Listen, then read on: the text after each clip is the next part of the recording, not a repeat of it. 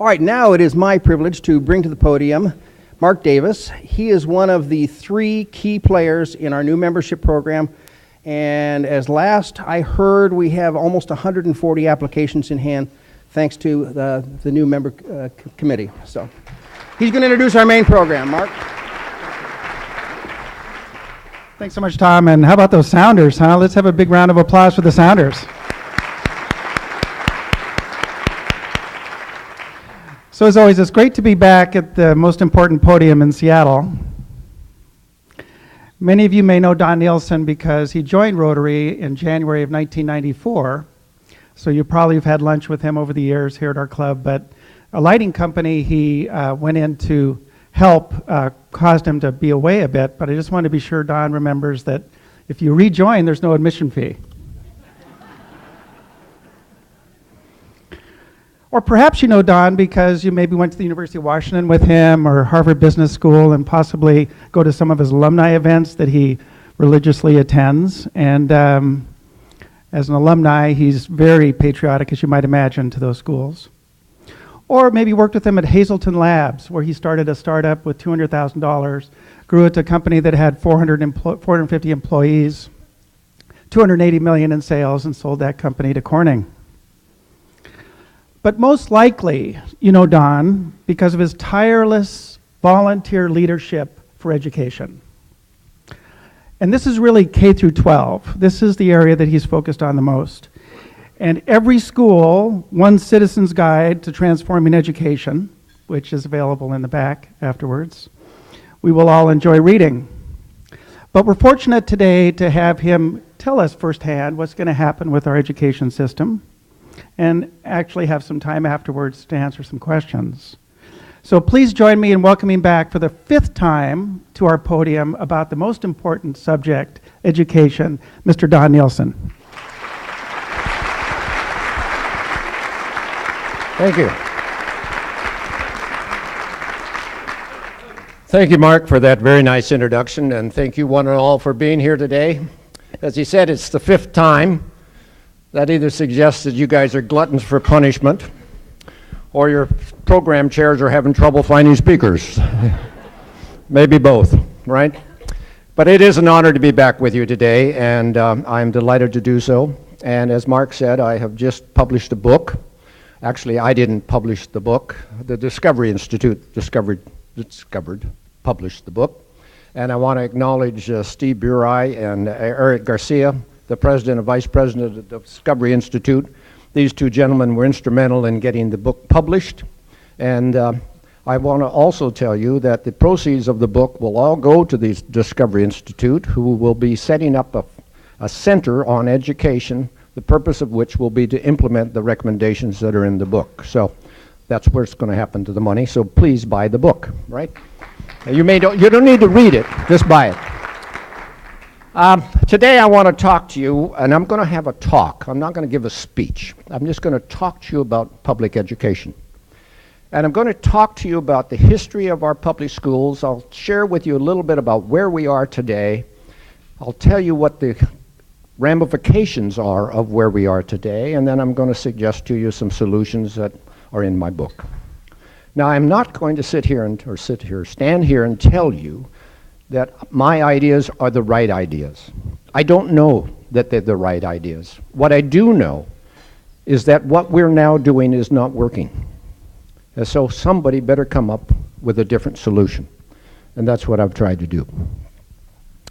Now, the history of our public school systems goes back to the late 1800s. And it was designed for a different era and a different time, if you will. And inside that system was the premise that we would educate a few of our children to a high level. We would educate about half of our children or 3/4 of our children to a reasonably good level so that they could work in the factory or on the farm. And if another 25% dropped out, it's okay. That was built into the system in the late 1900s. As early as 1904, the high school curriculum and the high school day, as we now know it, was established. 1904, 110 years ago. Algebra 1 started in 1904. Algebra 1 has been a one-year class for 110 years.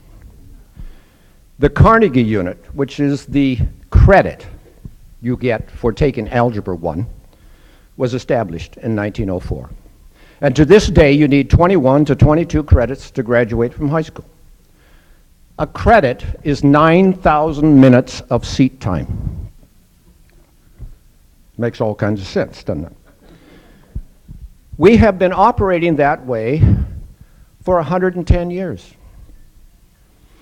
Now, for the first 50 to 60 years of the last century, that was okay, because we were a manufacturing and farming society. And as World War II came along, we became predominantly a manufacturing society. And in the early 50s, we had the GI Bill, and all of our soldiers went to college, and all of a sudden a boom started in our society, and we became the world power.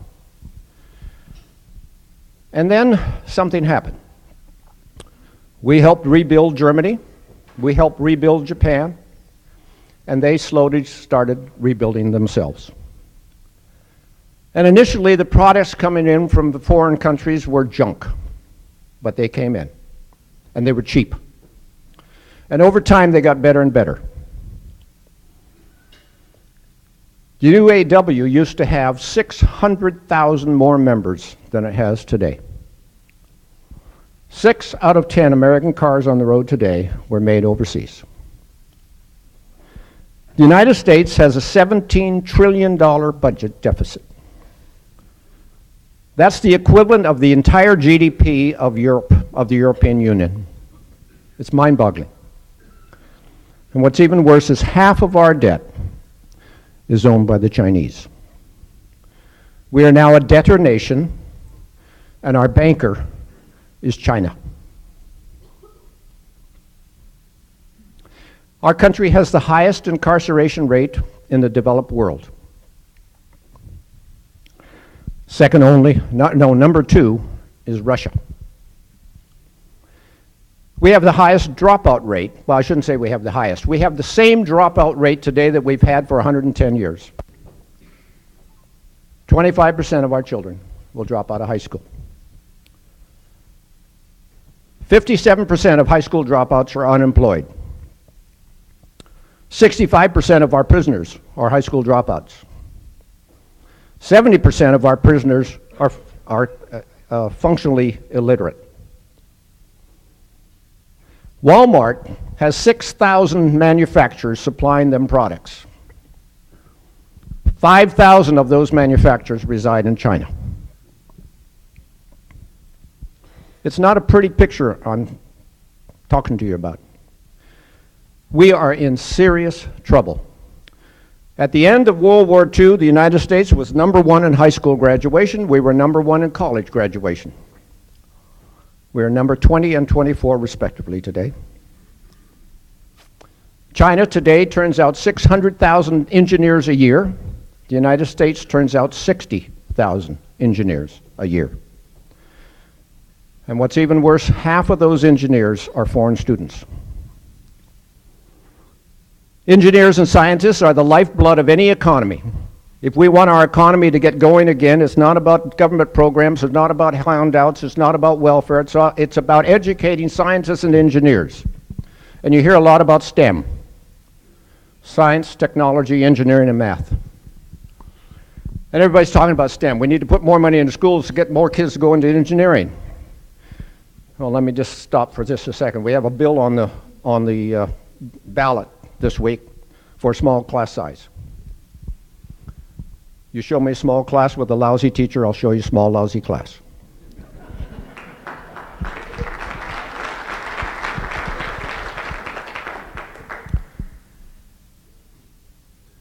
The way to get children passionate about a science or math is to have a teacher who's passionate about science and math and who's competent to teach it.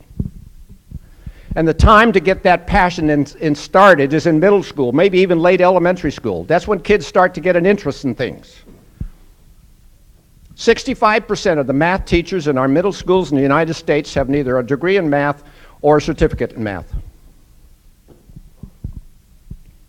92% of our science teachers, physical science teachers in our middle schools have neither a degree in physical science or a certificate.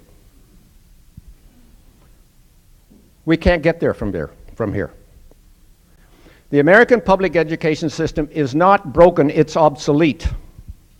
It was designed for a different era and we have to change it. We have to fix it, and we have to fix it now. We can't wait. Your grandchildren may live in a society that's far less attractive than the one you have now. We are now entering the first time in a generation in the history of America where the next generation is likely to have less income and even less education than the one that's leaving. Think about that. It all starts with schools. So, what do? Well, there's three things we need to work on, it seems to me. We need to work on teaching, we need to work on leadership, and we need to work on governance. Now let's start with teaching. Every statistic you read will tell you that the most important ingredient in the education of a child, next to the quality of the home, is the competency of the teacher in the classroom. The fastest way to fix our schools is to increase the competency of teachers. It's not brain science. Don Stanford and I, when we were plotting together what we were going to do next, one day we were sitting around talking about if we could only do one thing to raise the academic achievement of the children in Seattle, what would it be? And we'd spent a whole afternoon, we had an easel full of lines, and we ended up saying we had to get rid of our lowest performing teachers. Lowest performing teachers are actually detrimental to the education of children. They're not just even, they hurt. A professor in Stanford recently said if this nation could get rid of its lowest performing teachers, within 10 years we would be at the number one level of global countries in academic achievement. Just get rid of the lousy ones. Teaching is the easiest profession in our society to enter. You have to have three things to enter teaching in our country. You have to have a high school diploma, you have to have money for tuition, and you have to be breathing. That's it. There are 1,400 education schools in the United States. The spectrum of quality between the best and the worst is substantial. In this state we have 23. Virginia has 50. Pennsylvania has over 90. We ought to take a lesson from Finland. Finland looked at their country 30 years ago and said, we can't make it. We only have one asset. It's like Japan did. They only have one asset. It's called human capital. And they said, we have to educate our children. And so they made teaching the highest profession in the land. They made it the toughest profession to get into. They closed almost all of their education schools except for 8. And today in Finland, if you want to be a teacher, it's almost harder to become a teacher than it is to become a doctor. And of those who apply to get into teaching, all of whom are qualified, only 1 in 10 get in.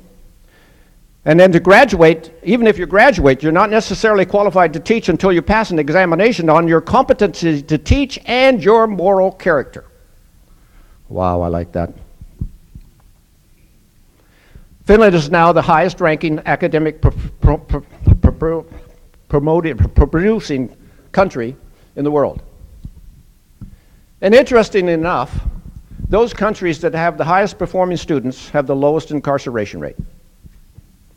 If we want to fix our social justice system, if we want to reduce our prisons, if we want to eliminate welfare, if we want to eliminate food stamps, let's educate our children, right?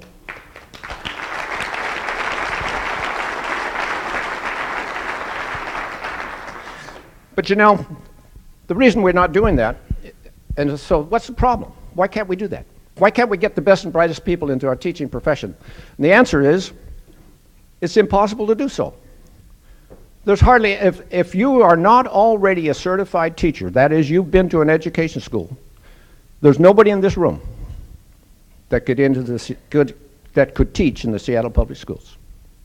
Bill Gates couldn't teach technology or math. Gerard Schwartz wouldn't be allowed to teach music. The best and the brightest of our citizens can't get into our system unless you go through an education school. One night I was having dinner with a lady who was the CEO of an advertising firm, and she had decided she'd done everything she wanted to do in advertising. She thought she'd teach. She went to one of our education schools. They told her that she'd have to start as a freshman. She had been 15 years in the advertising industry, had an MBA from Seattle University, matter of fact.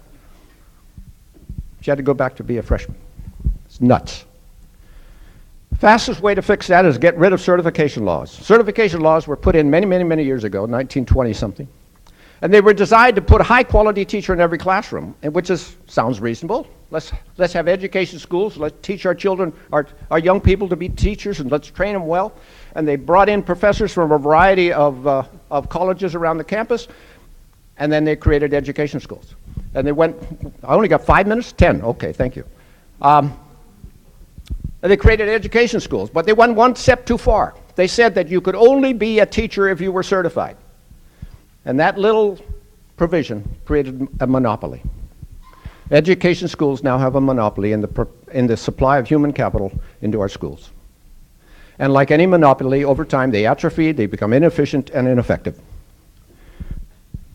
Fastest thing we could do to improve teaching is to get rid of certification laws and make education schools justify their existence.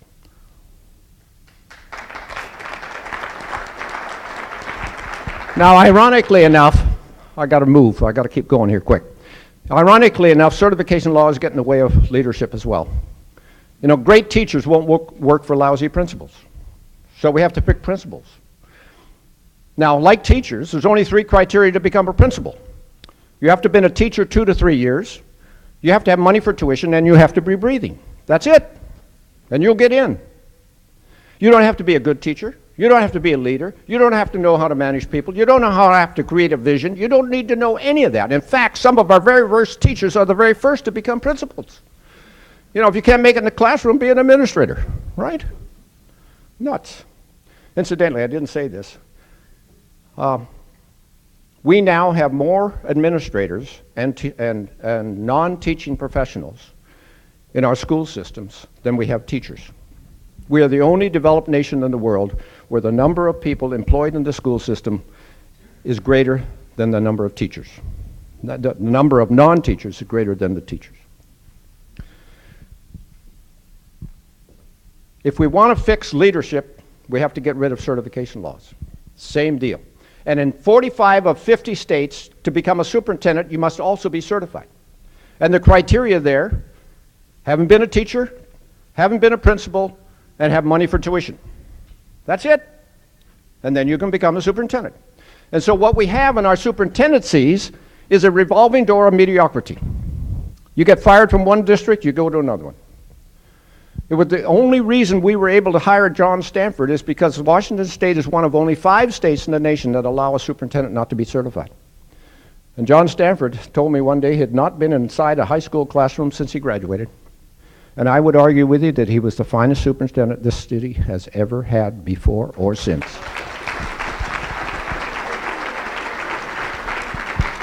But he was a leader. He was an unmitigated leader. He owned this city. Kindergartners knew who the superintendent was. They may not know who their principal was, but they knew who the superintendent was. And he actually flew a helicopter onto an elementary school ground to celebrate reading scores. Boy, that's pretty exciting. So those are the kinds of things we need to do. Now, if we fix leadership and we fix teaching and leave governance a mess, it won't work. And Stefan is here and Steve Sundquist is here. They've been on the school board with me, or they've sat on the seats of the school board with me. It doesn't work, particularly in urban systems. It has become now so unattractive to run for public office that nobody worth their salt wants to do it anymore. In fact, in most elections, we're often choosing between bad and worse. And in school boards, it's even worse. And no reflection to Steve or Stefan, but primarily the type of people who are now running for school board in urban systems are social activists, single-issue fanatics, and union sympathizers. Now, there's nothing wrong with those 3 types of people, except they're not the people you want running your schools. So we either have to We either have to do a different model or get rid of them altogether. But the governance structure of public education in the United States is not working, and you cannot find an urban system in America with an elected school board that's been able to put together sustainable change. Every change we did when I was on the school board, and I was here in 2001 giving you a report card on 8 years in the Seattle School Board, and I was very proud of all the things that we were able to do. In 5 years, virtually everything was gone. It was this, we've never been there. And that's not unique to Seattle, it happens everywhere. So let me conclude, I got about 2 minutes left. Let me conclude with this comment. The most important institution in our society is our public schools. And we are at a time now where we need to educate our children to a level we've never seen before, just so they can survive in this new world. We've gone from a domestic economy to a global economy. We've gone from an industrial economy to an information and technological economy. We have to change the learning and knowledge of our children. And we have to do that by upgrading substantially our schools. And the only way to do that is to upgrade the people. We have a people problem in education. Now, the education system itself is broken too. But I haven't got time to tell you how to fix the system. But if we fix the people, they won't tolerate the system we have. They'll fix it in spite of themselves. In fact, you see that playing out in charter schools and even public schools that are now doing unbelievable things. You ask the principal how they do it, he said, I broke the rules. We need to deregulate our public schools. The state code for public schools in the state of Washington is that thick. The state code for private schools in the state of Washington is about that thick. We'll throw out the big one, keep that one. Last time I looked, private schools were doing just fine. So my friends, the time is now. Public education has to work, and we have to educate our children, or we will soon be learning Mandarin. And I hate to tell you that, but that's what's going to happen. So we need to decide how we're going to fix our schools and what they're going to look like when they're done. And we need to make sure that every child has the opportunity to get an effective education in every school. Thank you.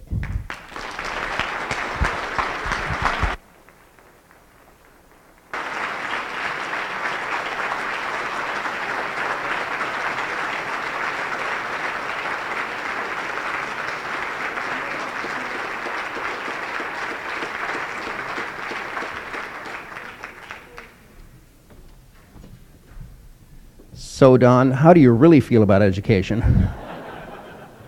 We have a couple minutes for a couple quick questions, starting right over here.